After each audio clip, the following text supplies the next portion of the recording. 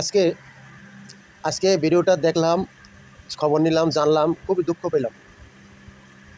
ভাই একটা কথা, আপনার সারা জীবনের সঞ্চয় আপনি ব্যাংকে রাখছেন নিরাপত্তার জন্য, নিরাপত্তার স্বার্থের জন্য, আপনার ভবিষ্যতের জন্য, আপনার ছেলেমেয়ের ভবিষ্যতের জন্য, আপনার অসুখ বিসুখ হলে আপনার চিকিৎসার জন্য সে টাকা ব্যাংকে রাখছে নিরাপদে।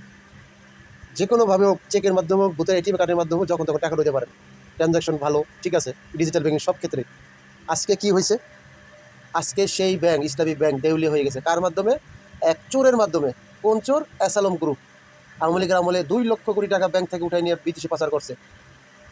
আর সেই চোরকে এই সরকার আবার সেই ব্যাংকে চুরি করার জন্য, ডাকাতি করার জন্য আবার বৈধতা দিচ্ছে। তাকে না ধরে তাকে বৈধতা দিচ্ছে।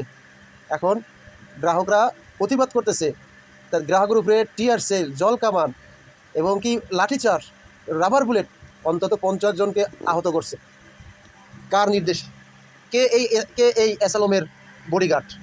এই অ্যাসালমের বডিগার্ড আর কেউ না, এই যে টিয়ার সেল, জল কামান যাই দেখতেছেন, এই হচ্ছে শিলং সালাউদ্দিন, আপনাদের প্রিয় শিলং সালাউদ্দিন স্বরাষ্ট্রমন্ত্রী। তার নির্দেশে যেইভাবেই হোক এই অ্যাসালম গ্রুপকে আবার ইসলামী ব্যাংকে ফিরিয়ে দিতেই হবে। তাদের ওয়াদা করছে। কারণ আপনারা দেখেন নাই, এই অ্যাসালম গ্রুপ 5ই আগস্টের পরে অ্যাসালম গ্রুপের যত গাড়ি, যত অ্যাসালম গ্রুপের আত্মীয় স্বজন, ওই আলম সহ এই শিলং সালাউদ্দিনের হেফাজতে ছিল।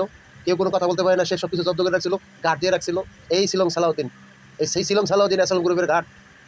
তার নির্দেশে এই আজকে এই ইসলামী ব্যাংকের এত দুর্দশা, এত জনগণ মার খেতে আছে ইসলামী ব্যাংকের কারণে। আমার ইসলামী ব্যাংকের কারণে না, জনগণ মার খেতে তাদের টাকার নিরাপত্তার কারণে। তাদের টাকার নিরাপত্তার কারণে জনগণ মার খেতে আছে রাস্তায় রাস্তায়। তার এক কি দেখে না, say I have a plan করে কি এই ডাকচোর ডাকাতেরকে যে দেশে লুট করার একটা সুযোগ দিচ্ছে, এই প্ল্যানে আসছে। সে কি চোখে দেখে না? সে কি বুঝতেছে না? বাংলাদেশের জনগণের টাকা পয়সা সাধারণ মানুষ একবার জিম্মি করে ফেলছে। সে দপ্তরে দপ্তরে, জায়গায় জায়গায় একবার পুরো জিম্মি করে ফেলছে। এই পুলিশ বুঝতেছে না যে এটা অবৈধ। এই যে চোর ডাকাত বসাইতেছে, পুলিশ বুঝতেছে না। তারপরে পুলিশ কি ওয়ে লাভ নাই। যে যায় লঙ্কা সেই হয় বান্দর। আজকে আমরা বান্দরের পাল্লায় পড়ছি। ভাই আপনাদের টাকা, আপনাদের আমানত কোথায় রাখবেন, কোন নিরাপদে রাখবেন আপনারাই ভালো জানেন। আপনারাই বোঝেন, আপনারাই ভালো জানেন।